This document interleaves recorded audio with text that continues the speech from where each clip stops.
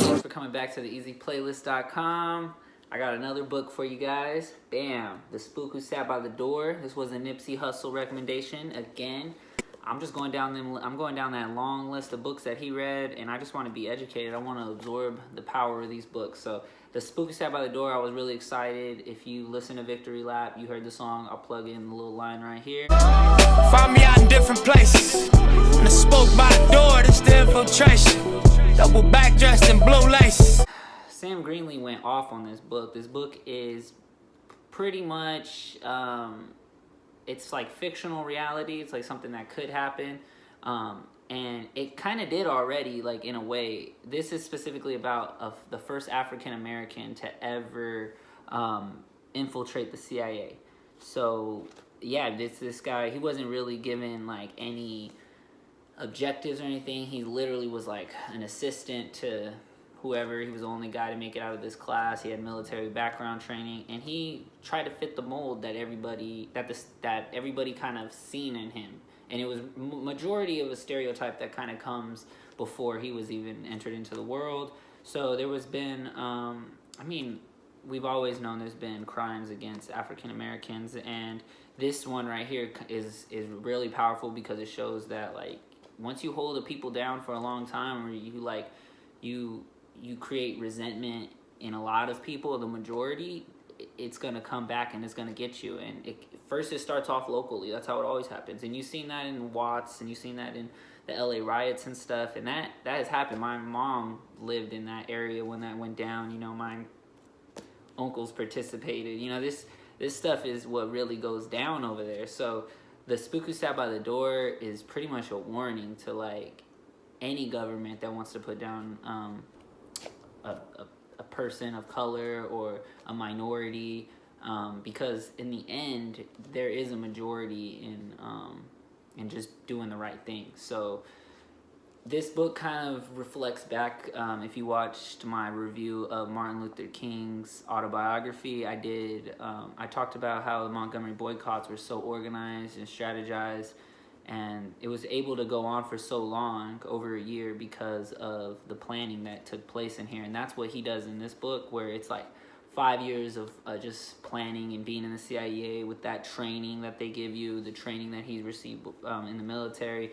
And then he just takes it back to his city, says he's going to go, you know, do some like youth outreach programs or whatever. But he ends up forming an underground organized gang through kind of just infiltrating the CIA's tactics and stuff. And he knows how people attack and how local governments react. And he kind of sets it all up. And what was really important was that he set it up with no errors, in the fact that if he was removed from the game or the plays, then the game could continue to go, and his movement could be successful. So throughout the book, they're building momentum up to the end, and it's like rah rah rah rah rah, and like you're like kind of seeing little parts fit together. You're like, oh, okay, he got that started, he got this started, but you don't really see the flame ignite. And once the flame ignites, the whole place is ablaze. And the way they explain it, that, I mean, the planning and the way that they made no one become a martyr. They didn't want anyone to have so much power as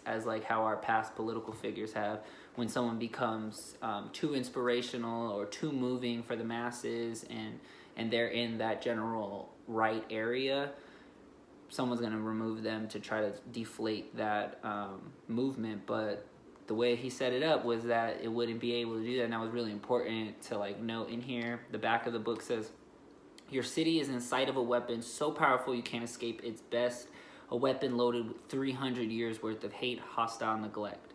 The weapon is a united Black America, and this is the story of what could happen when the weapon strikes. It could happen before you finish this book. I mean, I don't need to say any more. Like, that's really the buildup of the whole book, is you're like, when is this about to happen? When is this about to happen?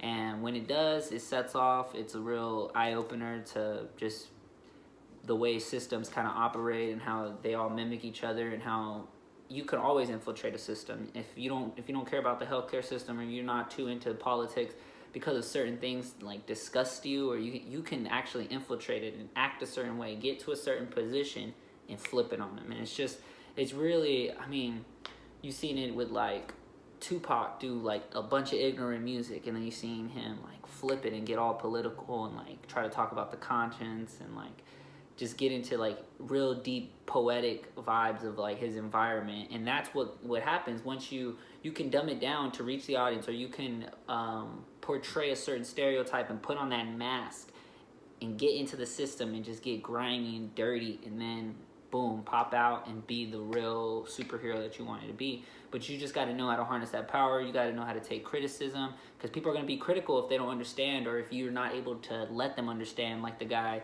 Freeman was in his book. He couldn't let every person know what was to be understood, and the way that worked was that everyone kind of had their knowledge and their duties and their roles, and that was how it all played out. Was he wasn't going to let anything kind of fall, and the system is always corrupt everywhere, so it don't matter what system you're looking at. You can look at religious systems, the banking systems. We live in a capitalistic society. That says it alone. Everything's ran off of money. So get into your books, do your Googles, fucking go ahead and grab this book right here. This is really important. It was a real heavy mindset of what Nipsey wanted to do. He wanted to infiltrate the system, the industry, integrate vertically. All that stuff is really like a mindset that comes from like knowing how important you are in contributing your tools. So visit theeasyplaylist.com, check out my other book reviews, get this freaking book in the bio. You need this book. Buy it, read it, and then give it to somebody who you know needs it, because it's important. There you go. theeasyplaylist.com, subscribe, comment, all that. On theeasyplaylist.com.